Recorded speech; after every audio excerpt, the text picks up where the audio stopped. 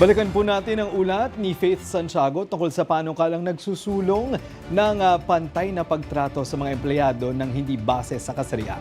Faith? Faith?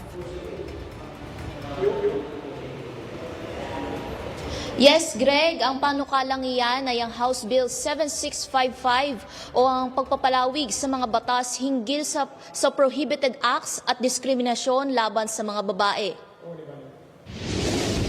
Sa pamamagitan ng House Bill 7655 na isinusulong ng Tingog Party List, katuwang si Leyte 1st District Representative Martin Romualdez, bibigyang proteksyon ng karapatan ng mga babaeng empleyado sa patas na sweldo at pantay na oportunidad sa promosyon sa trabaho. Kasama riyan ang proteksyon sa panahon ng pagbubuntis, gayon din ang pagbibigay ng karampatang parusa sa mga lalabag na employer.